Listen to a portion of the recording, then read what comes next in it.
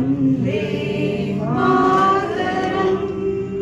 जय हिंद, भारत माता की जय। के संजय जैसे व्यक्ति हमारे प्रति, जिन्होंने अभी एक सप्ताह पहले ही बागपत में जब कैंप लगाया तो बागपत की जनता ने कहा कि देव उत्तराखंड में भी ऐसे डॉक्टर हैं।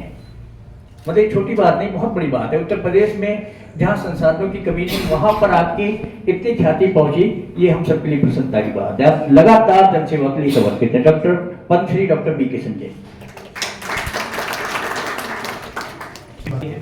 डॉक्टर विप्रा विष्णु जी, कार्यक्रम की अध्यक्षा डॉक्टर सुधा रानी पांडे जी, और सशक्त नारी सम्मान प्राप्त करने वाली सुश्री नीरजा गोयल, जो कि अभी मेरे पास सुबह फोन आया, ये पैरालंपिक्स है और डिसेबल्ड है, she could not come anyway. Sharmila Bhattari ji, Madhu Jain, Acharya Annapurna ji, doctor Anita Saxena, Shrimati Dolly Dabral, Shrimati Savita Mohan, doctor Darshani Priya, she is on the base, is coming from Delhi, Shrimati Sheetal Singh, doctor Manisha Singh, Shrimati Sunita Singh, Reshma Sar, Sushri Sneha Bhardwaj, Purnima Bisht, doctor Meenu West and Mansi West. And हमारे कार्यक्रम की जो पहले तो विधायक जी थे, और मेरी बड़ी शुभकामनाएं हमेशा रहता था, अभी किसी से बात कर रहा था कि भाई जब मंत्री का पद खाली होता तो उसे भरा क्यों ना जाए। तो मैं बहुत खुश हुआ कि गणेश जोशी जी को जब मंत्री बनाया गया, और इस बात से भी बड़ी मुझे हार्दिक प्रसन्नता है कि आप आई हो। और आपको इसलिए बुलाया गया है कि आपके पिताजी इस समय बहुत व्यस्त हैं, एक ये कारण है, और अब इलेक्शन है इसलिए कारण है, और दूसरा हमने ये सोचा कि उनको हम कई बार बुला चुके हैं, तो हमारा ये सौभाग्य होगा कि मैं व्यक्तिगत तौर पे आपको बुलाऊं और अपने बच्चों से भी आपका परिचय करवाऊं। हमारा तो आपसे परिचय था, और समय समय पे फिर हम आपसे मिलते ही रहेंगे। आप सभी को अंतर्राष्ट्रीय महिला दिवस की हार्दिक शुभकामनाएं।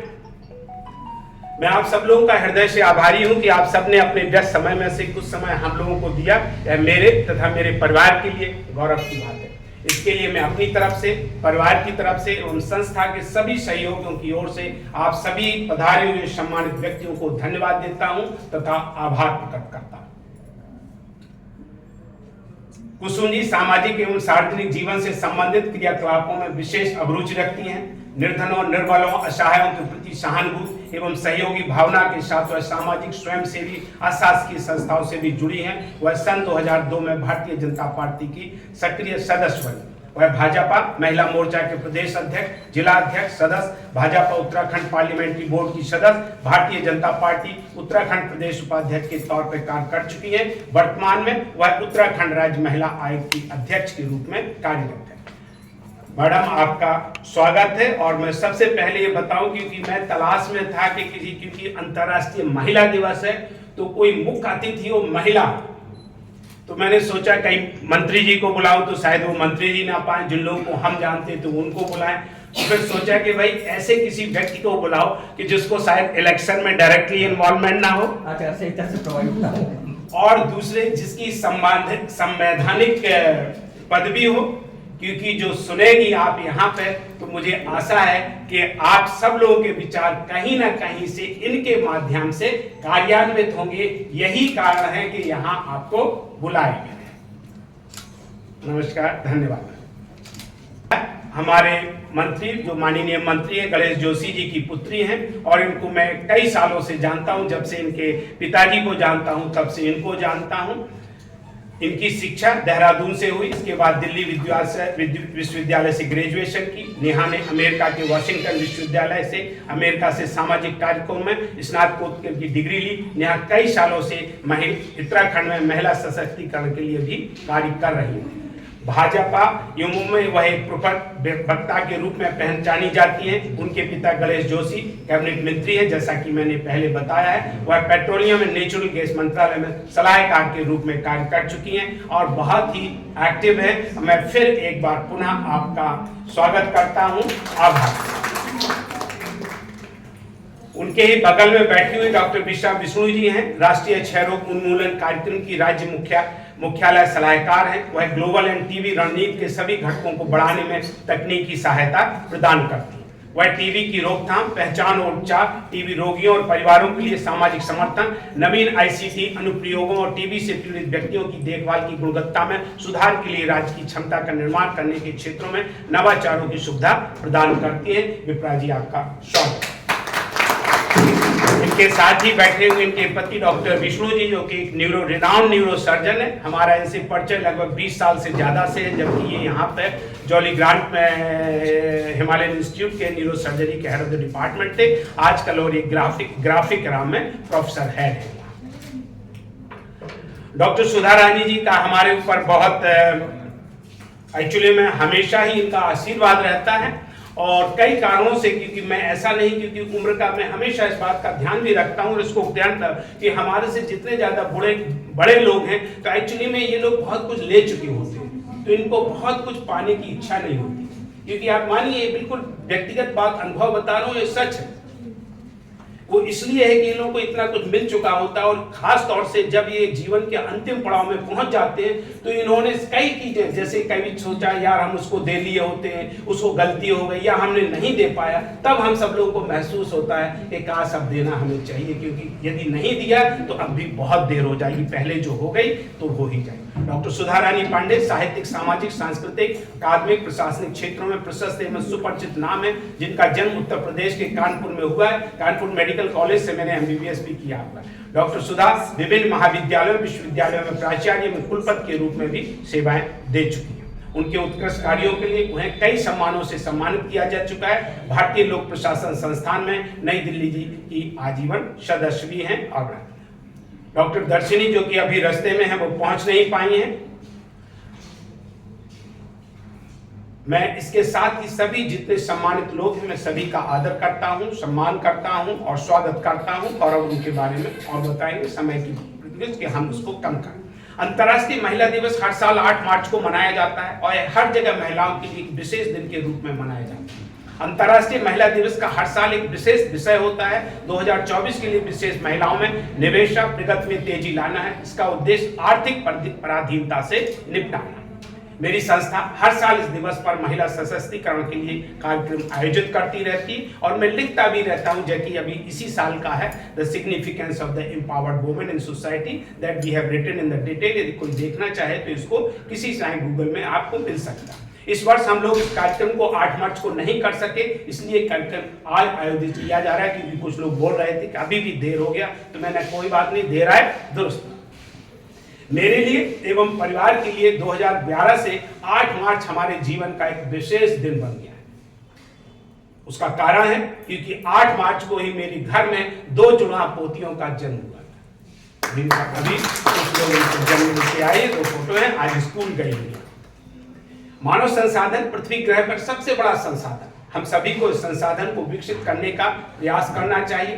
भोजन, शिक्षा और स्वास्थ्य जीवन की बुनियादी जरूरत है। मैं स्वयं को राष्ट्र निर्माण में स्वास्थ्य और शिक्षा की भूमिका प्रकाश डालने तक ही सीमित रखूंगा। विश्व स्वास्थ्य संगठन के अनुसार स्वास्थ्य पूर्ण शारीरिक, मानसिक और सामाजिक कल्याण की स्थिति है, न कि केवल बीमारी और दुर्बलता की अनुपस्थिति। कुछ लोग सोचते हैं मैं तो बिल्कुल स्वस्थ हूं, तो उनका स्वस्थ से मतलब यदि बुखार नहीं है, कोई है, तो वो अपने आप को स्वस्थ समझते।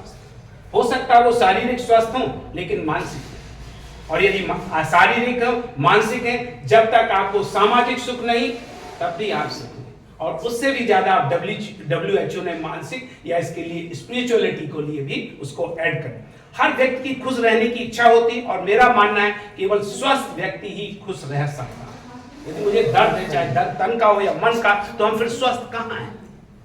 एक स्वस्थ न व्यक्ति अपना काम कर बल्कि दूसरों का काम भी कर सकता है। किसी भी विकलांगता से न केवल शारीरिक नुकसान होता है, बल्कि मानसिक, वित्तीय और सामाजिक नुकसान भी होता है। किसी भी स्वस्थ और शिक्षित व्यक्ति की क्षमता हर तरह से अस्वस्थ और अशिक्षित व्यक्ति से अधिक होती है, जो कि हम अभी पहले भी कहें।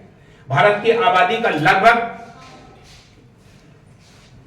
आधा हिस्सा महिला है, जबकि थोड़े ही व्यक्ति हैं वो पुरुष जाता है। चूंकि भारत में समग्र साक्षरता दर में वृद्धि हुई, इसलिए महिला साक्षरता दर में भी वृद्धि। 2011 की जनगणना के अनुसार भारत में कुल साक्षरता दर 74% थी, और महिलाओं में साक्षरता 65%। जिसको कि देखा जाए कि जब हमारा देश स्वतंत्र हुआ तो उन दोनों 9% थी, जो आज बढ़कर 45% हो गई। तो महिलाओं की शिक्षा में जितना सुधार अब आया है उतना पहले भी। क्योंकि यदि मैं अपनी बात करूं, स्कूलों में तो हम समझते थे, हम लोग 30 बच्चे होते थे तो महिला लड़कियां जो होती थी वो 4 या 5 होती थी, किसी में एक भी नहीं होती थी। और वो लड़कियां थी जो अधिकांशतः संभ्रांत घरों की थी। क्यों? क्योंकि लड़की को ले जाने के लिए एक सिक्योरिटी वाला चाहिए, उसको ले जाने के लिए एक साइकिल चलाने वाला होना चाहिए था, और उसका भी ऐसा होना चाहिए, उसके माँ बाप इतने दबंग हो कि उसकी लड़की पे के ऊपर कोई आंख ना उठा पाए। तो मैं ये तीनों चीजों आपको इसको बता रहे हैं कि धीरे धीरे ये जो दबंगपन है सब लोगों में आया, सब परिवारों में आया, सब वर्गों में आया। इसीलिए आज महिलाओं का इतना शिक्षित हो रही हैं और उनका उत्थान हो रही है, और हम समझते हैं अपने अपने ढंग से आप राष्ट्र निर्माण में अपना योगदान दे रहे हैं। शिक्षा हमारे मस्तिष्क के क्षितिज को व्यापक बनाती है। हम शिक्षा का लाभ तभी उठा सकते हैं जब हम शारीरिक और मानसिक दोनों रूपों से स्वस्थ हो। मेरी राय में शिक्षा केवल रोजगार के लिए नहीं बल्कि वास्तविक अर्थों में एक व्यक्ति के सशक्तिकरण का उपकरण है। भारतीय संविधान के अनुसार B.R. अम्बेडकर ने शिक्षा को सभी नागरिकों की समग्र स्थिति को बढ़ाने में के लिए एक महत्वपूर्ण साधन माना था। इसीलिए उन्होंने 3 मंत्र दिए, शिक्षित बनो, संगठित करो, संघर्ष करो। मैं तो यहां तक कहता हूं यदि अम्बेडकर का दिया हुआ मंत्र किसी ने एक ही सीख लिया, शिक्षित बनो, तो ना उसे संगठित होने की जरूरत है, ना उन्हें संघर्ष करने की जरूरत है। और ये सबसे ज्यादा लागू होता है महिलाओं के केस में।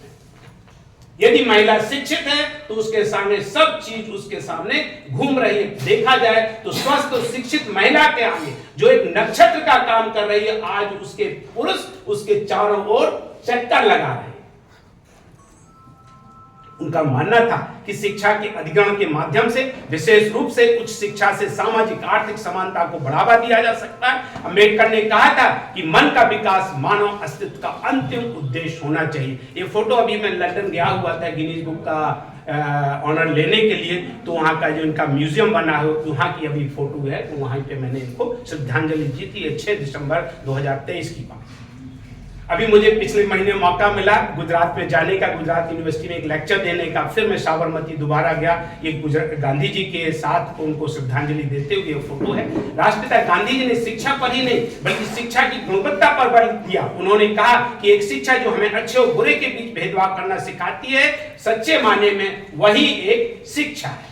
अरविंदो ने प्रस्तावित किया कि शिक्षा अव्यक्त क्षमताओं को सामने लाने और कुछ नहीं है, स्वयं को स्वयं के लिए एकीकृत करना, व्यक्ति को समाज, देश और मानवता के साथ सामंजस्यपूर्ण जीवन जीना, स्वयं को एक संपूर्ण प्राणी अभिन्न मानव बनाना है। अरविंदो जी का इनका एक 6 मार्च को ऋषिकेश में एक सम्मेलन है, तो वहाँ मुख्य अतिथि के रूप में है। तो उनके लिए भी हमें भारतीय संस्कृति और शिक्षा के महत्व के ऊपर लेना है, तो वहीं से यदि हमारा सपना भारत को एक विकसित राष्ट्र और विश्व को महाशक्ति बनाना है, तो हमें सभी विकसित राष्ट्रों के सरल सिद्धांत का पालन करना होगा, जिन्होंने प्राथमिक से लेकर उच्च शिक्षा तक शिक्षा पर बहुत निवेश किया और राष्ट्रों के लिए उत्तम परिणाम प्राप्त किए। यदि आप माने, यदि अमेरिका का जो बजट है 50% से ज्यादा है वो डिफेंस पे है, और उसके बकाया यदि बजट है तो वो 3 चीजों पे जाता है, स्वास्थ्य पे, शिक्षा पे और एक उनके यहाँ सोशल सिक्योरिटी का होता है। बस इसके अलावा कोई बजट नहीं है, बकाया सब चीजें प्राइवेटाइजेशन ही है। तो that is the value of the developed nation. Why they have become developed? Because they are healthy and educated. शिक्षा के क्षेत्र को किसी भी व्यक्ति, किसी भी समाज और किसी भी राष्ट्र के विकास में उचित महत्व दिया जाना चाहिए। वह एक व्यक्ति के व्यवहार, ज्ञान और कौशल को प्रभावित करता है, जो किसी व्यक्ति को निचले तबके से उच्च स्तर तक गतिशीलता के लिए सिपाही है, और हम सब लोग इस बात का सबूत हैं। इसलिए बेहतर और शांतिपूर्ण जीवन के लिए हमें शिक्षित होने की आवश्यकता है। यदि शिक्षा ही है जो हमारे क्षितिज को व्यापक बनाती है, हमारे मन और विचारों को बदलकर हमें पूरी तरह से बदल देता है, जिससे हमारे कर्म बदल जाते हैं। शिक्षा सभी के जीवन को आकार में महत्वपूर्ण देती है। शिक्षा रोजगार देती है और रोजगार व्यक्ति को सशक्तिकरण प्रदान करता है। यदि मैं कहूं और आप लोग सुनना चाहें और उसको बुरा ना माने, तो यदि मैं पढ़ा नहीं होता तो क्या कर रहा हूं? सिर्फ घास खोद रहा हूं। महिला समाज का दूसरा हिस्सा, और एक बार जब वे शिक्षित हो जाती है तो वे परिवार, समाज और राष्ट्र के साथ साथ अपने समकक्षों के साथ समान रूप से योगदान करती है। महिला शिक्षा न केवल एक बेहतर नागरिक के रूप में बदलती है, बल्कि उनका परिवार, समाज और अंतर्राष्ट्र अपने आने वाली पीढ़ी के लिए भी दूरगामी परिणाम देती है। अब आप इसको बात को सुनिए जो मैं यहाँ पे उद्देश्य मैसेज देना चाहता हूँ। मेरे विचार में एक स्वस्थ और शिक्षित व्यक्ति न केवल अपना काम कर सकता है बल्कि दूसरों के काम भी कर सकता है, जैसा कि हम सभी कर रहे हैं। नेहा जी बात कर रही थी कि क्या फर्क होता है एक व्यक्ति और पुरुष और महिला में या किसी अच्छे और खराब में, उसका ये जवाब है जिसको सुनिए। मैं उन्हें दबंग या हीमैन कहता हूं। मेरे विचार में एक स्वस्थ और शिक्षित व्यक्ति न केवल अपना काम कर सकता है बल्कि दूसरों के काम भी कर सकता है, जैसा कि हम सभी कर रहे हैं। मैं उन्हें दबंग या हीमैन कहता हूं। ऑक्सफोर्ड लैंग्वेज डिक्शनरी के अनुसार दबंग का मतलब होता है जो किसी से दबे नहीं, निडर हो या प्रभावशाली, दूसरे शब्दों में जो आत्मविश्वास से भरा हो, जैसा कि आपने दबंग फिल्म में देखा या दबंग लोगों के बारे में सुना। हम कहते हैं वो व्यक्ति विशेष से बड़ा दबंग है भाई, वो जो चाहे सो कर लेता है। यही तो एक दबंग की परिभाषा है मेरे अनुसार।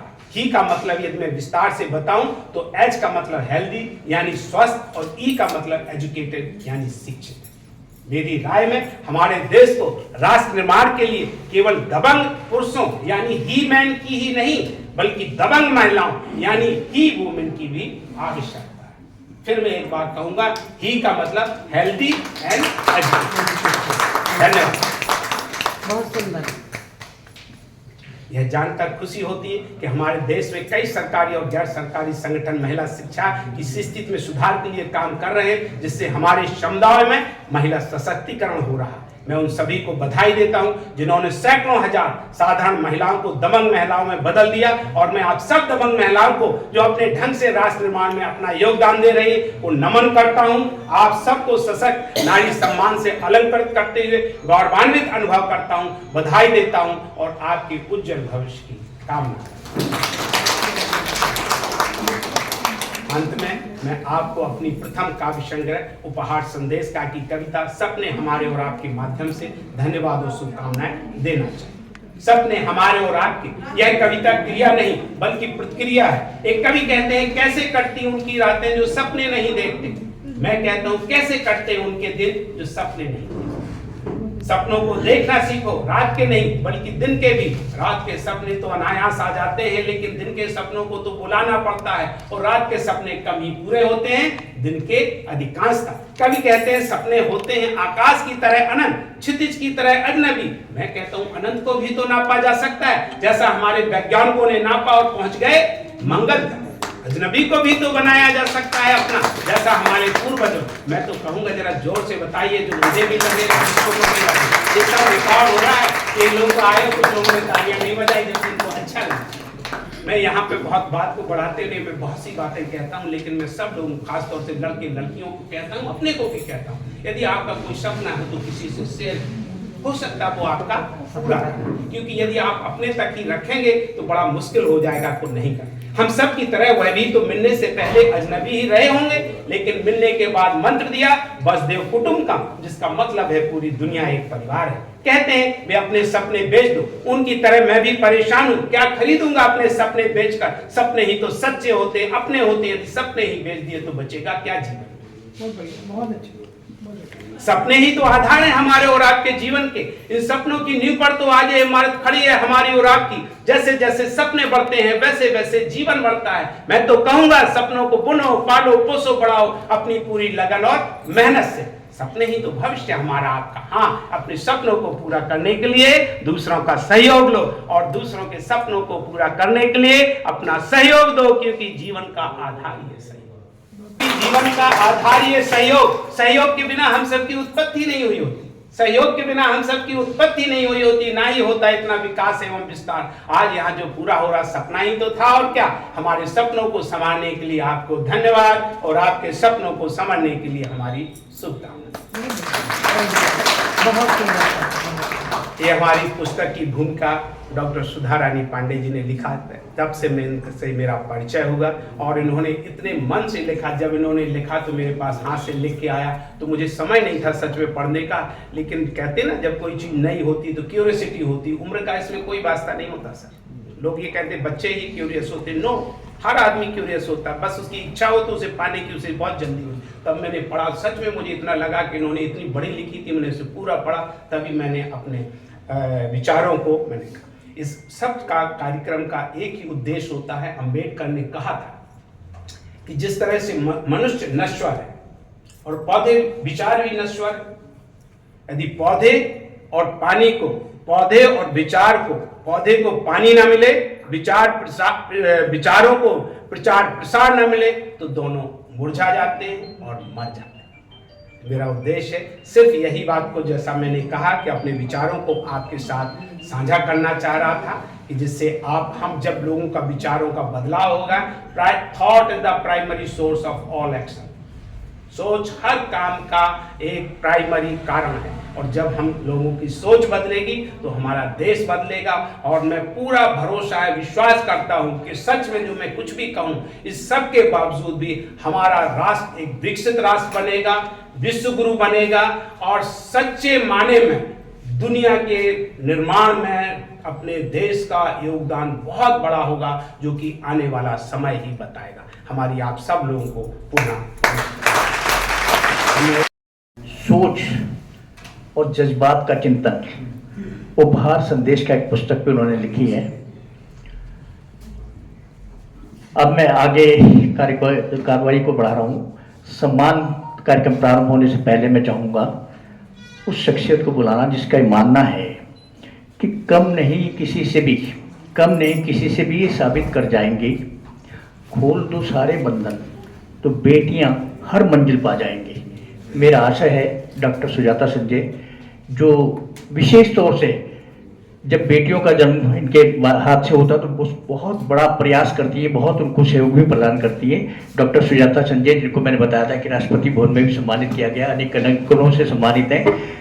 नारी सशक्तिकरण के ऊपर कुछ शब्द कहें डॉक्टर सुजाता संजय। योगेश जी, आप सभी को मेरा नमस्कार और धन्यवाद कि आप सभी लोग आए। बहुत सारे लोगों को मैं जानती हूँ, कुछ लोग नए हैं। बात अगर हम सशक्तिकरण की करते हैं तो इतिहास हमारा गवाह है, क्योंकि मैं अपने बच्चों को भी पढ़ाती हूँ तो बहुत बार देखती हूँ हिस्ट्री की बुक में कि पहले जो हमारा इतिहास था वो हमेशा ये कहता है कि घर, परिवार या समाज या जो भी पीढ़ी चलती थी उसका दारोमदार महिलाएं ही होती थी। तो अब सवाल ये आता है कि हमें सशक्तिकरण की क्यों जरूरत आन पड़ी, जबकि हमारा देश महिलाएं ही चलाती थी। क्योंकि कहीं ना कहीं कुछ ऐसे बदलाव आए जिससे हम अपनों को ही घातक बनते चले गए। चूंकि मैडम है और हम सभी जानते हैं कि हमें बहुत बार एज अ गायनेकोलॉजिस्ट इस चीज का सामना करना पड़ता है कि हम जानते हैं बहुत बड़ी समस्या हमारे उत्तराखंड की भी है। ऐसा कोई अछूता नहीं है कि हम उससे बात करने से बचे तो वो कारण हमारे सामने ना आए। कहीं ना कहीं कन्या भ्रूण हत्या जो एक बहुत बड़ा विषय है, और ये बहुत सराहनीय कार्य है हमारा सरकार का भी और हमारे द्वारा हमारी फैटर्निटी का भी, मेडिकल फैटर्निटी का, कि हम इस समय कहीं ना कहीं बढ़ चढ़कर हिस्सा लेते हैं और लोगों को ये एजुकेट भी करते हैं। बहुत सारे मीडिया, सोशल मीडिया, मुझे हर तरह का प्लेटफॉर्म मिला था, बट मैंने हमेशा ये जाना कि एजुकेशन या अवेयरनेस ही एक ऐसा माध्यम है जिससे हम लोगों की सोच को बदल सकते हैं। और मैं हमेशा ये मानती हूँ कि अगर एक महिला दूसरी महिला का साथ देती है तो महिलाओं को सशक्तिकरण की जरूरत नहीं है। और महिलाओं दिवस के लिए एक दिन नहीं, हमारे तो हर दिन है, और हर दिन हमें इसी सोच के साथ बढ़ना है कि अगर मैं आगे हूं तो मुझे जरूरत औरों की भी है। ये नहीं अगर मैं सर्वोच्च हूं तो मैं सर्वोच्च इसलिए नहीं बन गई कि किसी ने मेरा साथ नहीं दिया। डेफिनेटली बहुत सारे लोगों ने मेरा साथ दिया। अब ये मेरी जिम्मेदारी है कि मैं भी औरों को साथ दूं और अपने साथ अपने बराबर उन्हें लाके खड़ा करूं, ताकि हम सब जब एक समान रहेंगे तो समाज में ऐसी कोई भी शक्ति नहीं है जो हमारे सशक्तिकरण को रोक सके। और बैलेंस जरूरी होता है, ये हम सभी मानते हैं। अगर जितना महत्व महिलाओं का समाज में है या परिवार में, उतना ही पुरुषों का भी महत्व है। तो ये सामंजस्य हम सभी को बनाना है और डेफिनेटली हम सभी को इस ओर ज्यादा से ज्यादा प्रयास करना है। और आप सभी का धन्यवाद कि आपने अपने इस बहुमूल्य समय में अपना थोड़ा समय निकाला, और ऑर्गेनाइजिंग टीम का धन्यवाद जिन्होंने मुझे मौका दिया कि मैं आपके सामने आऊं, और सारे अवॉर्डी को तहे दिल से धन्यवाद, क्योंकि मैं मानती हूं सम्मान हमेशा हमारी जिम्मेदारियों को बढ़ाता है, कभी भी घटाता नहीं है। तो thank you very much to all of you. नमस्कार। प्रणाम कर रही हूँ। आज की अध्यक्षता करती हुई महान विभूति डॉक्टर सुधा रानी पांडे हमारे मध्य हैं। डॉक्टर अन्नपूर्णा जी को सुनना और हमारे ये सारा ही सम्मानित मंच, सभी को प्रणाम निवेदित करती हूँ। आपका नृत्य तो मैंने देखा, बहुत ही खूबसूरत करती हैं। कुछ शब्द कहना चाहूँगी। किसी भी राष्ट्र की संस्कृति और उन्नयन में नारी की भूमिका अग्रणीय होती है।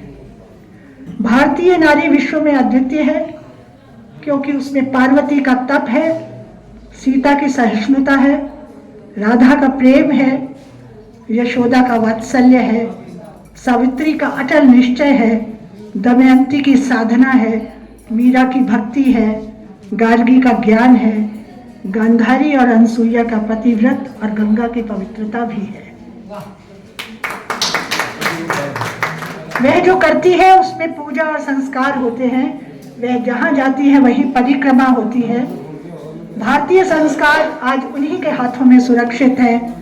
इसलिए मैं मानती हूँ कि जो डॉक्टर संजय ने कहा कि नारी दूसरे नंबर पर है, मेरे विचार से नारी प्रथम नंबर पे है, क्योंकि वही पुरुष को जन्म देती है। भारतीय नारी अपने आदर्श, आचरण, भावना, चरित्र, अद्भुत साहस और शौर्य के लिए प्रसिद्ध रही है। किंतु बहुत दुख की बात है कि आज नारी दूसरे को सुनने को तैयार नहीं। ये सामने भी आपके उदाहरण है प्रस्तुत। इसीलिए पुरुष शायद उसको दोयम दर्जा देते हैं।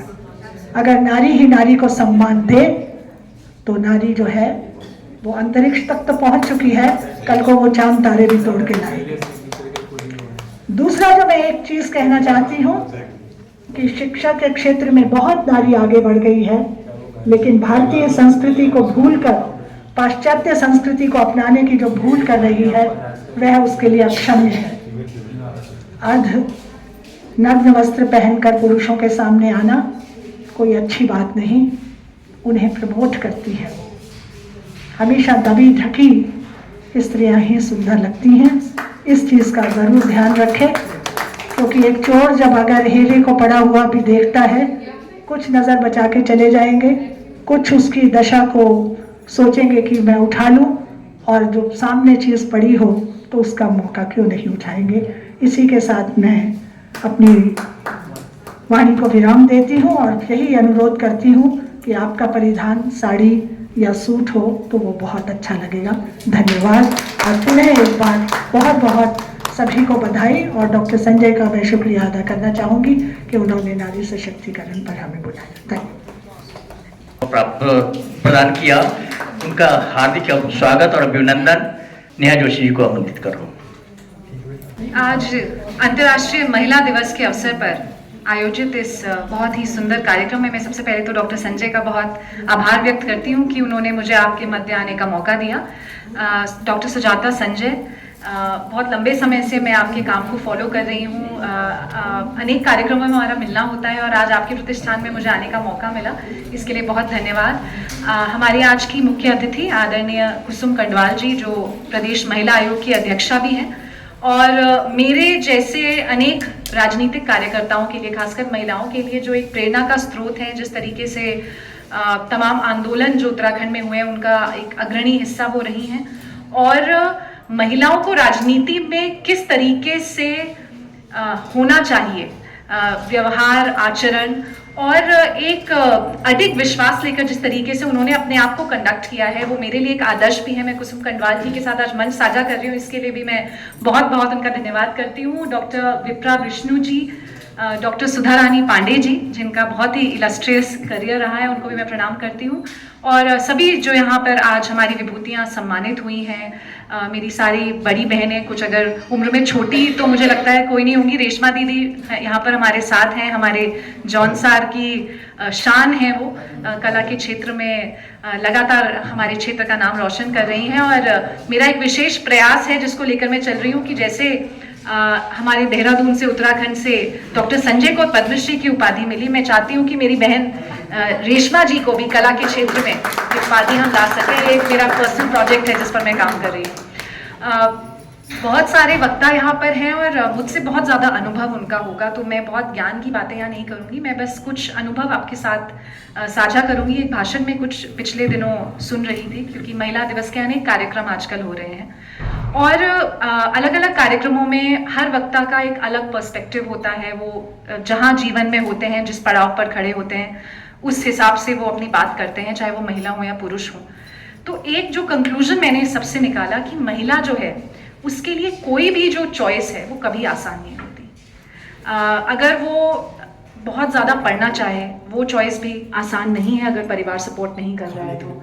उसके बाद अगर वो शादी करना चाहती है अपनी पसंद के व्यक्ति से, वो चॉइस भी आज भी बहुत संभ्रांत पढ़े लिखे परिवारों में भी मैंने देखा है कि even that choice is not easy. कभी कभी हमें लगता है कि हम बहुत आगे आ गए हैं और ये तो कोई विषय नहीं रहे हैं। लेकिन मैं कॉन्वेंट स्कूल में पढ़ी हूँ, उसके बाद दिल्ली यूनिवर्सिटी, मैंने विदेश में पढ़ाई करी। मेरे साथ बहुत सारी मेरी सहपाठी ऐसी थी जिनके लिए ये चॉइस भी आसान नहीं थी और इसका उनके इकोनॉमिक स्टेटस से, उनके परिवार के पास कितना पैसा है या कितने वो पढ़े लिखे, इससे कोई लेना देना नहीं है। ये महिलाओं को एक विशेष एक दर्जा प्राप्त है हमारे समाज में कि कोई भी चॉइस आसान नहीं होती। उसके बाद शादी हो गई तो वो बच्चा पैदा करना चाहती हैं या नहीं चाहती हैं, ये चॉइस भी अभी भी महिला के पास नहीं है और हमेशा क्वेश्चन जरूर किया जाएगा। मैं उस पर नहीं जाती कि करना चाहिए या नहीं करना चाहिए, वो एक अलग अपने आप में डिबेट है। लेकिन ये चॉइस भी कभी भी किसी महिला के लिए आसान नहीं होती। अगर आपके बच्चे हैं तो बच्चे होने के बाद आप काम करना चाहती हैं या नहीं करना चाहती, ये सवाल भी महिला से ही पूछा जाता है। या आपने कभी नहीं देखा होगा कि किसी पुरुष से पूछा गया हो कि आपके बच्चे हो गए, अब आप काम करेंगे आगे या कैसे मैनेज करेंगे। ये सवाल भी महिला से ही आता है। तो कहने की बात है कि हम महिलाओं के लिए कोई भी चॉइस आसान नहीं होती, लेकिन ईश्वर ने हमें आशीर्वाद भी दिया है कि हम इनमें से कोई भी चॉइस अपना सकते हैं, उसको भरपूर निभा सकते हैं। ये ताकत भी भगवान ने हमें दी है, देवी माँ ने हमें दी है। मैं एक आग्रह आज, क्योंकि यहाँ पे जितनी भी महिलाएं बैठी हैं वो अपने अपने क्षेत्र में सशक्त हैं, अग्रणी भूमिका निभा रही हैं, कई शिक्षा के क्षेत्र में काम कर रही हैं, बहुत सारी बालिकाओं को शिक्षा देने की जिम्मेदारी भी उन पर है। मैं बस ये कहना चाहूँगी कि हम एक दूसरे को इनेबल करें कि जब हम ये चॉइस लें, अगर कोई महिला चॉइस ले रही कि उसे शादी नहीं करनी है, हम उसे सपोर्ट करें। हम सवाल ना करें कि क्यों। अगर उसको वो सूट करता है, अगर उसको लगता है कि वो ऐसा करके खुश रहेगी या समाज में उसका योगदान अच्छा हो पाएगा, लेट अस सपोर्ट हर। अगर कोई महिला शादीशुदा है और उसको लगता है कि अपना बच्चा पैदा करने की बजाय वो समाज के बहुत सारे बच्चों को सपोर्ट कर सकती है। एंड आई एम फॉर्चुनेट कि मेरी ऐसी कई मित्र हैं जिन्होंने चूज किया that they will not have a biological child. कई ने अडॉप्शन रूट भी अपनाया और कई ने एक मेरी मित्र है, शायद आप जानते होंगे, शाइला ब्रिजनाथ। शाइला ब्रिजनाथ देहरादून में एक परिचित नाम है, आसरा ट्रस्ट के नाम से एक संस्था वो चलाती हैं। शाइला ने शादी नहीं करी, अपने माता पिता की सेवा करने में उन्होंने अपना जीवन बिताया। उनके माता पिता कुछ साल पहले उन्हें छोड़कर चले गए। आसरा ट्रस्ट की स्थापना उन्होंने 2008 में करी थी। बिंदाल पुल के नीचे 5 बच्चों को पढ़ाने से उन्होंने अपनी जर्नी शुरू करी थी। आज 10,000 से ज़्यादा बच्चों को, जो रैट पिकर्स होते हैं, जो शिक्षा से बहुत दूर थे, उनको मेन स्ट्रीम शिक्षा में लाने का काम एक माँ के रूप में शाइला ने किया। तो आप बताइए कि वो माँ कैसे किसी ऐसी माँ से कम हुई जिसने बच्चे को जन्म दिया है। तो मेरा बस ये मानना है कि हम महिलाओं को एक दूसरे के प्रति चैरिटेबल होना पड़ेगा। हम महिलाओं को एक दूसरे को सपोर्ट करना पड़ेगा, इनेबल करना पड़ेगा। और जब कभी भी, ये कोई भी चॉइस आसान नहीं होती, मैं ये भी मानती हूँ कि जब कोई महिला ऐसा चूज करती है, मजबूरी भी हो सकती है, चॉइस हो सकती है, और मेरा काम नहीं है ये जानना कि क्यों उसने ऐसा किया। मेरा काम है उसको सपोर्ट करना, उसको इनेबल करना, ताकि वो जो भी चॉइस उसने जीवन में ली है वो उस चॉइस में खुश रह सके, समाज में अपना मकाम पा सके। तो जैसा मैंने कहा, आप सब मुझसे ज़्यादा अनुभवी हैं, पर एक ये पीड़ा मेरे मन में हमेशा रहती है कि और मैं अपने आप को चेक भी करती हूँ। देखिए, मैं भी इंसान हूँ, कई बार ये भी होता है कि ये क्यों है वाला या क्यों कर रही है। तो मैं अपने आप को चेक करती हूँ कि you know whether it's the choice of keeping short hair और लॉन्ग हेयर। आपको पता होगा कि एक जमाना ये था, मुझे याद है मैंने कई पुरुषों को एक शब्द का प्रयोग करते हुए देखा है ऐसी महिलाओं के लिए जो छोटे बाल रखती हैं, मतलब कई साल पहले की मैं बात बता रही हूँ। Whether it's the choice of short hair, long hair, sari, jeans, शादी करनी है नहीं करनी है, बच्चे पैदा करने नहीं करने, ये कोई भी चॉइस महिलाओं के लिए आसान नहीं है। लेकिन अगर ये महिला कोई चॉइस के लिए ऑप्ट कर रही है तो एज अ वुमन मेरी जिम्मेदारी है कि मैं उसको सपोर्ट करूं, मैं उसके साथ खड़ी हूं, क्योंकि जब तक हम एक दूसरे के साथ खड़े नहीं होंगे, मुझे लगता है कि हम पुरुषों की तरफ नहीं देख सकते। देखिए, जिसके पास सत्ता होती है, पावर होती है, वो कभी आपको देगा नहीं, और आप उसको तभी ले पाएंगी जब आप संगठित होंगी। तो जैसा अभी आदरणीय दीदी जब बोल रही थी कि जब महिला बोल भी रही है तो हम सुने उस बात को, उसको इनेबल करें, उसको महसूस कराएं कि आपके शब्दों में भी वैल्यू है, आपकी आवाज़ में भी वैल्यू है। यही संकल्प लेकर मैं आगे बढ़ रही हूँ और आशा करती हूँ कि आप सबसे, क्योंकि उत्तराखंड में हम लोग सब काम कर रहे हैं, तो उत्तराखंड को आगे ले जाने में और खासकर उत्तराखंड की महिला शक्ति को, जो इस उत्तराखंड का तो सृजन ही महिलाओं ने किया है, उत्तराखंड आंदोलन पूरा महिलाओं ने लीड किया था, तो उत्तराखंड का नेतृत्व भी आने वाले समय में महिला प्रधान हो, ऐसे लक्ष्य के साथ मैं लेकर चल रही हूँ और आशा करती हूँ कि आप सबका साथ उसमें मिलेगा। और डॉक्टर संजय जैसे सामाजिक लोग जो लगातार इन आयोजनों के माध्यम से और अपने नॉर्मल जो कार्य वो कर रहे हैं उसमें भी वो कोशिश करते हैं कि कहीं ना कहीं महिलाओं को आगे रखें, तो उनका साथ भी मुझे इसमें मिलेगा। ऐसी आशा के साथ मैं आप सबको पुनः प्रणाम करती हूँ। लंबा गहरा सांस लेते हुए प्रभु का निज नाम ओम का उच्चारण बड़ी श्रद्धा से करेंगे। ओम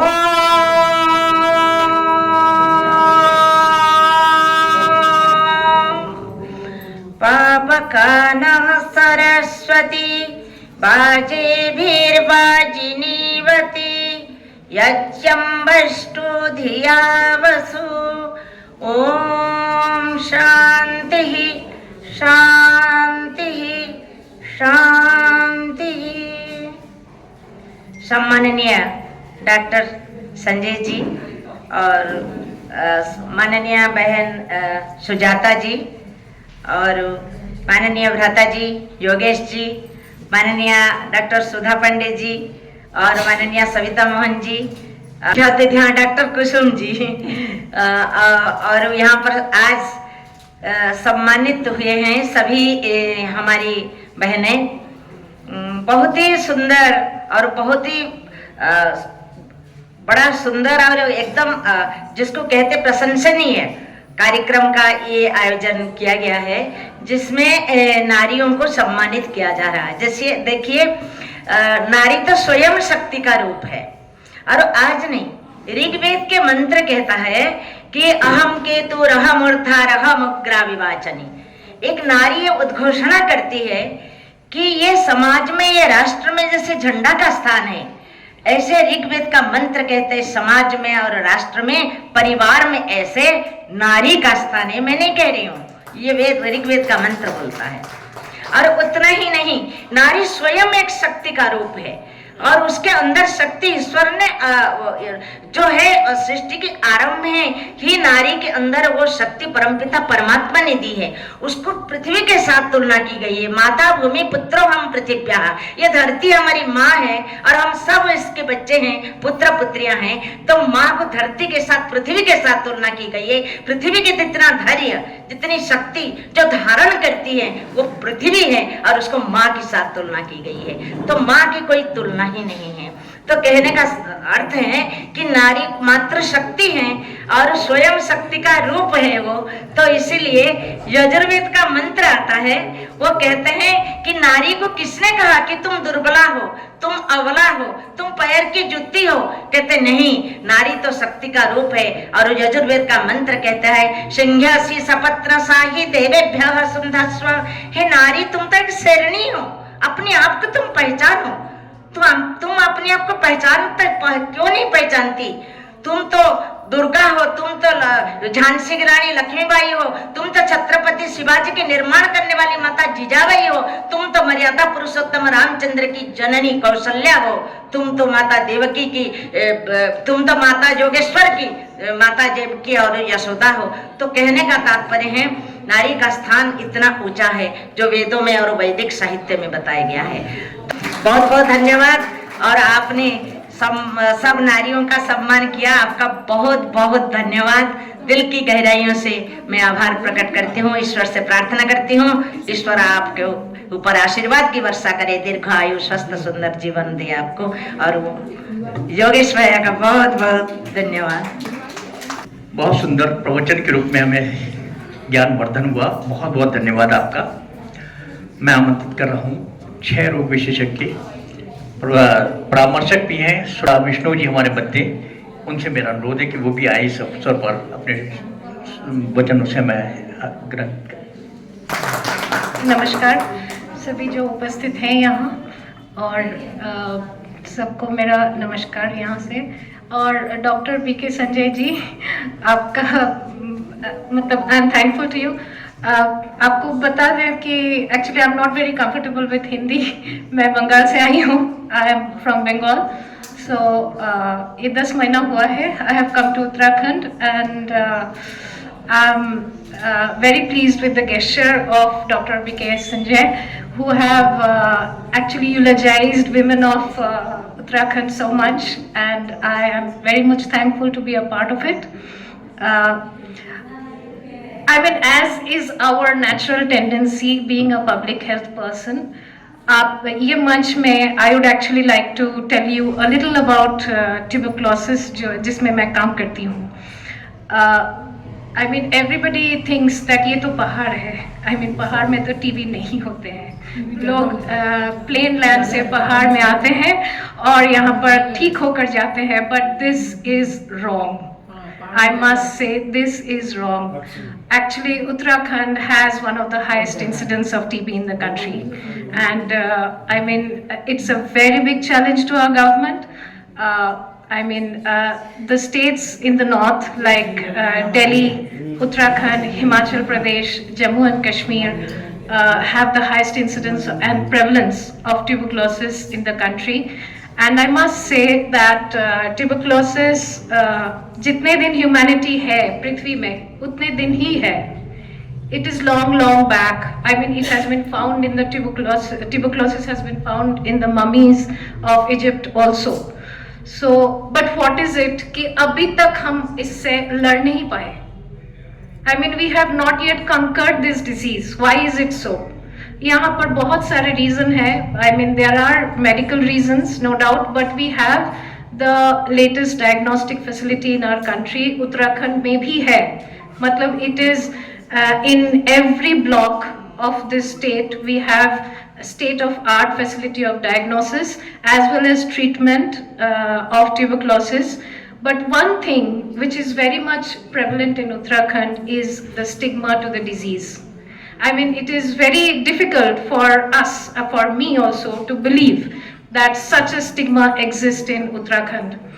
I'm telling you, we have seen stigma for HIV, we have seen stigma for COVID. But you see, those diseases, उनका दवा कोई नहीं था, तो दवा अभी तक भी कोई नहीं है actually. हाँ, उनके लिए स्टिग्मा होना ठीक है, हाँ, लेकिन what about tuberculosis? ये तो just आप 6 महीने दवा लोगे तो वो ठीक हो जाता है, ये बिल्कुल सही हो जाता है। फिर भी ये स्टिग्मा जो मन में है, हमारे दिमाग में है, बहुत पुराने जमाने से, वो अभी तक चल रही है। So, ये अगर हम इसको पार करें, हम आपस में और भी जानकारी लें, ये बीमारी क्या है, and actually the estimated incidence of tuberculosis in Uttarakhand is 219 per lakh, 1 lakh में 219 cases, which is higher than the country. Country में it is 199 per lakh, और जो दूसरे स्टेट्स हैं जहाँ पर बहुत कम है, जैसे केरला, गुजरात, बंगाल, यहाँ पर सब कम है। हाँ, केरला में तो 50 से भी कम है, गुजरात में 100 से कम है, और बंगाल में 100 पर लाख है, जहाँ पर उत्तराखंड हमारा 217 पर लाख है। So you understand it's very high. We are really concerned in the health sector, and I'm also thankful कि मुझे ये challenge में काम करने का मौका मिला. That is also my pleasure. I like it. I mean, I'm thankful to all of you for this. सुंदर जानकारी आपने प्रदान की, बहुत बहुत धन्यवाद। देवभूमि उत्तराखंड में कहीं पर भी नारी पर अत्याचार होता है, किसी प्रकार से नारी का अपमान होता है तो मैं देखता हूँ कि कैमरा और पत्रकार बाद में पहुँचते हैं। वहाँ पहुँचने वाली पहली शख्सियत कौन है? वो हमारे राज्य महिला आयोग के अध्यक्ष श्रीमती कुसुम कनवाल जी हैं। मैं कई बार उनको देख चुका हूँ, मतलब व्यक्तिगत रूप से इतनी रुचि लेकर के उस अत्याचार की तह में जाती हैं और चाहती हैं कि उसके समाधान हो, उसको न्याय मिले। इसलिए मैं आप सबसे कहना चाहूँगा कि हम नहीं कहते बेकार में दे दो, हम नहीं कहते बेकार में दे दो, जिंदगी की खुशियां उधार में दे दो। ये सब समारोह है स्त्री सम्मान का। कुछ पल और आप हमें उधार में दे दो, कुछ पल और उधार चाहिए। आपके जोरदार तालियों के बीच में आमंत्रित कराऊं हमारी मुख्य अतिथि श्रीमती कुसुम कनवाल जी, जो उत्तराखंड आंदोलन से जुड़ करके आज इस पद पर पहुंची या बहुत अधिक सेवा कर रही हैं। सारे बुद्धिजीवी यहाँ पे हैं और सबका नाम न लेते हुए बस थोड़ी कुछ बातें, क्योंकि काफ़ी देर से आप लोग प्रतीक्षा कर रहे हैं और क्योंकि अभी बहुत सारी बातें यहाँ पे निकल कर आई। महिला सशक्तिकरण की बात हम कर रहे हैं और महिला यहाँ पे जो बैठी है कोई भी आरक्षण के माध्यम से यहाँ पे नहीं बैठा है। सब अपने विवेक से, अपनी बुद्धि से और अपने मुझे लगता है अपनी शिक्षा के आधार पर यहाँ पे आए हैं। और आप खुद डॉक्टर साहब आप पद्मश्री हैं, आपने इतने सारे अवार्ड आपने लिए हैं और आप एक अपना जो प्रतिष्ठान आप चला रहे हैं उसके साथ साथ आप ये सेवा का भाव आपके मन में आए, बहुत बड़ी बात होती है। क्योंकि पैसा तो सभी कमाते हैं, पैसा कमाना कोई बड़ी बात नहीं होती है, लेकिन पैसे के साथ साथ हम समाज को क्या दे रहे हैं, हम समाज के लिए क्या कर रहे हैं, ये बहुत जरूरी हो जाता हमारे लिए। तो ये वास्तव में कि इंसान अपने लिए बहुत महल भी खड़ा कर देता, वो कर देता, लेकिन जब जाता है तो सब यही छोड़ के जाता है और बाद में ये लगता है कि अरे इसने क्या क्या किया है। तो बहुत सारी चीज़ें निकल के आई। डॉक्टर साहब ने आपने बहुत अच्छी जानकारी आपने दी। वास्तव में टीबी की आप बात कर रहे हैं कि उत्तराखंड भले पर्यावरण की दृष्टि से हम कहें कि हम लोग भेजते हैं कि उन्हें नैनीताल भेज दो, वहाँ भेज दो, वो भेज दो कि वहाँ पे पर्यावरण की दृष्टि से उसकी लेकिन यहाँ पे केसेस ज़्यादा हैं, वास्तव में हैं केसेस हैं। और मुझे लग रहा है वो खान पान बीड़ी बहुत सारी चीज़ें हैं वो निकल के आई हैं। बहुत अच्छी जानकारी। बल्कि मैं डॉक्टर साहब आपसे निवेदन करूँगी कि आप थोड़ा सा रिमोट एरियाज़ में भी आप जाएँ और थोड़ी लैंग्वेज की आपको दिक्कत होगी लेकिन आप सीख जाएंगी हिंदी अच्छे से। तो अच्छे से ये इसकी जानकारी अभी है। और एम्स ऋषिकेश भी ड्रोन के माध्यम से गांव तक पहुंच रहा है और ड्रोन के माध्यम से, क्योंकि डायरेक्टर मीनू सिंह जी से भी मेरा उनसे वार्ता होती रहती। मैं रहती ऋषिकेश में हूँ, मेरा अप डाउन मैं ऋषिकेश से करती हूँ और तो उनके पास भी आना जाना रहता है। तो बहुत अच्छा काम कर रही हूँ। और मैं थोड़ा सा ये बस आप सबका विषय था महिला सशक्तिकरण, महिला प्रत्येक क्षेत्र में आ गए रही, संस्कार की बात, बहुत सारी चीज़ें आई और मैं जो देखती हूँ उसमें मैं बोल देती हूँ। मैं क्या, क्योंकि हम सबको पता है, इतने विद्वान यहाँ पे सब पढ़ाते हैं कि कौन कहाँ पहुँचा, सबके बारे में सब जानते हैं, लेकिन वो दूसरी हकीकत मैं आप लोगों के सामने ले आती हूँ कि आयोग क्या देखता है रोज, मेरा प्रैक्टिकली नॉलेज क्या है रोज का, वो थोड़ी सी बातें आपके सामने ले आती हूँ। क्योंकि रोज मैं तो अभी भी बैठी हुई थी डॉक्टर साहब, तो अभी भी मैं थाने में ही बात चल रही थी मेरी, कहाँ कौन सी महिला कौन परेशान हो रहा है। तो मेरा रात दिन का काम यही रहता है और जिम्मेदारी से जो जिम्मेदारी हमें मिलती है उस जिम्मेदारी को हमें बखूबी निभाना भी चाहिए। इस जीवन में मौके कम ही आते हैं कि हमें कब कौन सी जिम्मेदारी मिलती है, उस जिम्मेदारी को हम किस तरह से उसका निर्वहन कर रहे हैं हम ये बहुत जरूरी हो जाता है। तो मैं ये कहती हूँ कि पहले हम अपनी घर की जो जिम्मेदारी है उससे पहले अच्छे से करें। हमेशा कहना होता है कि पहले हमारी प्राथमिकता मेरा परिवार मेरे बच्चे, या वास्तव में या वो ठीक हैं। अगर मेरे बच्चा मेरे परिवार सही रास्ते पे चल रहे हैं, उन पे संस्कार हैं या वो अपनी शिक्षा दीक्षा या हर चीज़ में वो ठीक अगर निकल रहे हैं, फिर मुझे यहाँ से आप लोगों को उपदेश देने की तब मुझे लगता है कि मैं आपको उपदेश यहाँ से दूँ कि मैं पहले मेरा परिवार ठीक है और तब मैं समाज की चिंता कर रही हूँ। अगर खुद मेरा परिवार ठीक नहीं है फिर मैं समाज की अगर चिंता करूँ तो ये तो मुझे लगता है कि ये ठीक नहीं है। पहले अपना घर और महिला का जो केंद्र बिंदु है वो परिवार पहले है।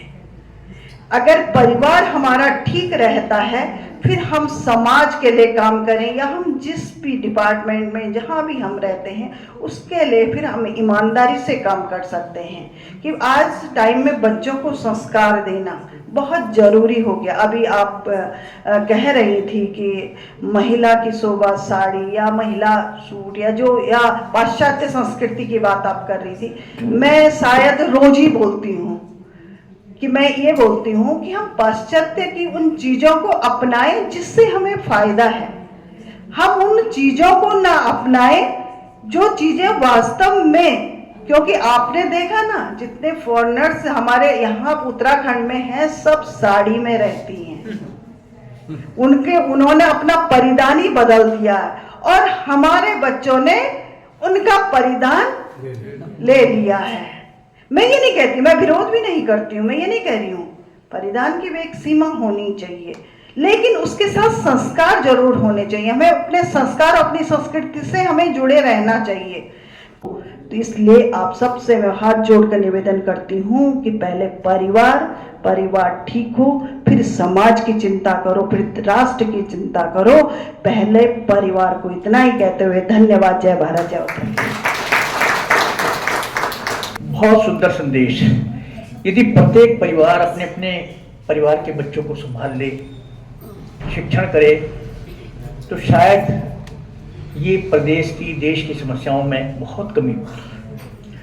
हमारे पास में पूर्व कुलपति डॉक्टर सुधा रानी पांडे जी हमारे मध्य हैं जो आज के समारोह की अध्यक्षता कर रही हैं। मैं उनसे अनुरोध कर रहा हूँ कृपया आइए। बहुत बहुत धन्यवाद।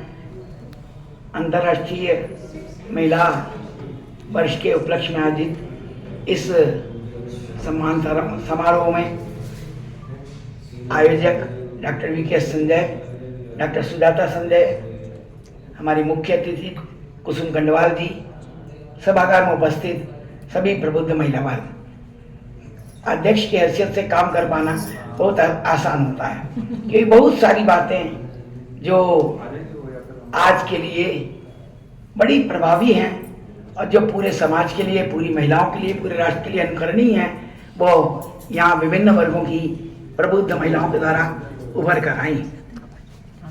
शिक्षा, स्वास्थ्य और महिलाओं के विषय में सबसे पहले डॉक्टर वी.के. संजय ने जो कुछ भी कहा उसके बाद लगता है कि कुछ कहने के लिए नहीं रह गया। उन्होंने बहुत संक्षेप में और बड़े प्रभावी ढंग से वस्तु प्रस्तुत किया और वह संदेश मेरा मानना है कि हर विश्वविद्यालय में, हर विद्यालय में, विशेष रूप से महिला विद्यालय में जाना चाहिए ताकि नई पीढ़ी की लड़कियां उसको पाकर प्रेरणा कर सकें। बहुत आभारी हूँ डॉक्टर संजय की कि उन्होंने नेहा जोशी जैसी युवा पीढ़ी की वक्ता को बुलाया जो प्रबुद्ध है, सशक्त है और एक अपनी गरिमा से एक स्थान बनाए हुए है। वह हम सब लोग तो जीवन भी जिया है, महिलाओं के समान संघर्ष भी देखे हैं, लिखा पढ़ा भी है और अब भी कुछ कुछ कर रहे हैं। परंतु उस बालिका के, उस युवा नेत्री के आने से ऐसा लगता है कि अभी भारत जैसे देश में स्वर्ण युग और तमसोमा ज्योतिर्गमय का द्वार बंद नहीं हुआ है। मोदी है मेरा परिवार, तो हम सब जैसे बैठे मोदी जी ने जो प्रस्तुत किया है कि मेरा परिवार आप लोग हैं, ये बहुत बड़ी वसुधा कुटुंबकम की भावना है। बहुत पहले ऋषियों ने वसुधा कुटुंबकम उस रूप को उतार कर उन्होंने सारे राष्ट्र को अपने परिवार के साथ जोड़ा है। ये बहुत बड़ी उपलब्धि है, हर कोई राजनेता ऐसी कल्पना नहीं कर सकता।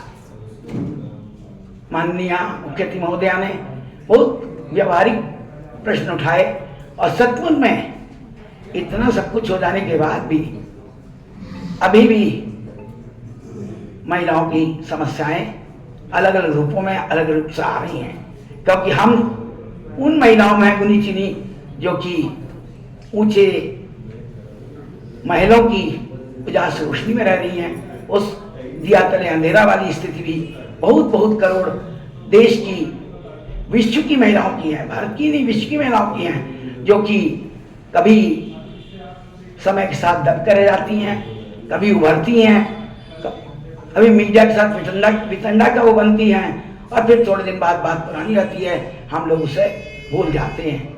मैं डॉक्टर संजय को इस बात के लिए बधाई देती हूँ कि उनकी पुत्रवधू डॉक्टर सुजाता संजय भी उनके ही अनुगामिनी बनकर बल्कि उनसे 2 कदम आगे बढ़कर इस क्षेत्र में लगातार कार्य कर रही हैं। समाज सेवा, स्त्रियों के साथ और कन्या भ्रूण हत्या की समस्या को समाधान के लिए लोगों को प्रेरित कर रही हैं, वे भी बहुत बहुत बधाई के पात्र है।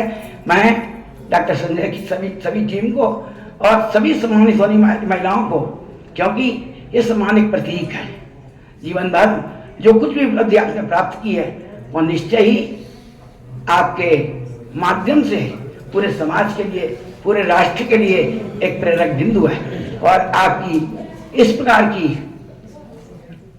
सकारात्मक सोच की सृजन की यात्रा अनवरत गतिमान रहे, ऐसी शुभकामनाओं के साथ मैं आप सबको बहुत बहुत बधाई देती हूँ। धन्यवाद देती हूँ। आप सब अतिथियों के समक्ष अब हम सम्मान की ओर जा रहे हैं। नारियों के विषय में जैसा कहा है, काफ़ी कुछ कहा जा चुका कि बिजली चमकती है, बिजली चमकती है तो आकाश बदल देती है, बिजली चमकती है तो आकाश बदल देती है, और आंधी उठती है तो दिन रात बदल देती है। आंधी उठती है तो दिन रात बदल देती है। जब गरजती है लक्ष्मीबाई की तरह नारी शक्ति, जब गरजती है लक्ष्मीबाई की तरह नारी शक्ति, तो दुनिया का इतिहास बदल देती है। सम्मान में यदि आप बता देंगे जोरदार ताली।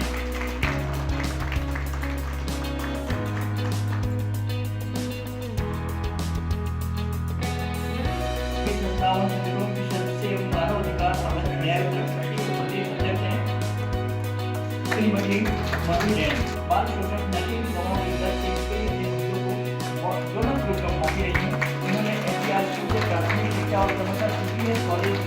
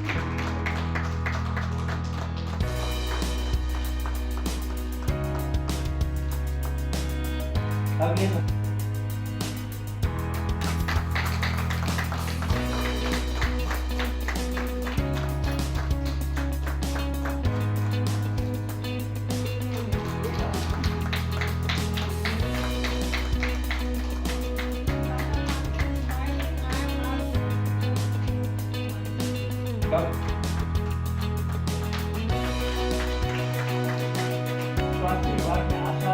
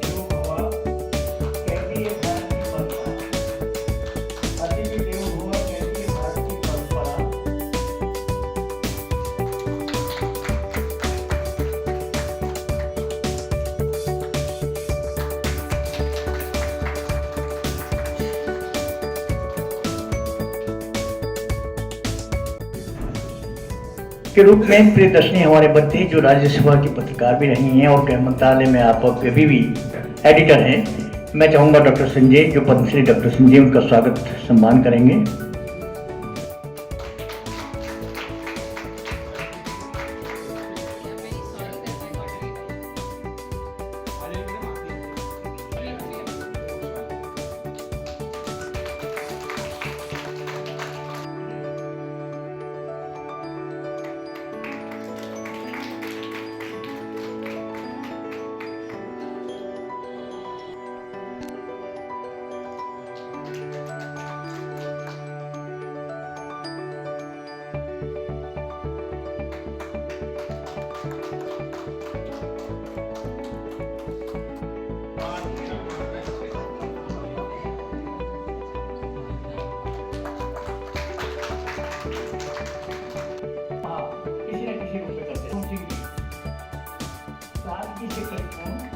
समर्पित करते तो उनके सम्मान करेंगे।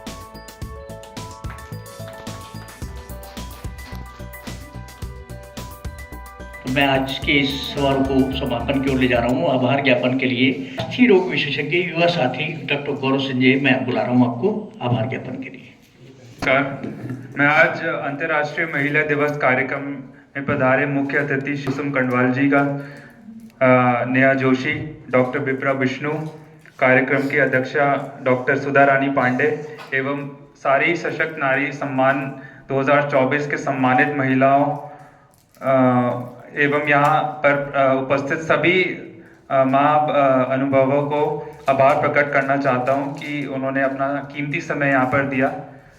कार्यक्रम के जो एंकर हैं योगेश जी, इनका भी मैं धन्यवाद देना चाहता हूँ।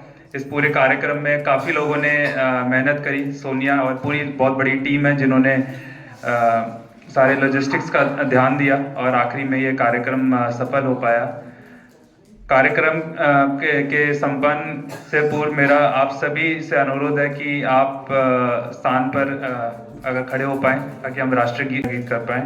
पंजाब सिंध गुजरात मराठा द्राविड़ उत्कल बंगा विंध्य हिमाचल यमुना गंगा उच्चल जलधि तरंगा तब शुभ नामे जागे तब शुभ आशीष मांगे गाए तब जय गाथा जन गण मंगलदायक जय हे भारत भाग्य विधाता जय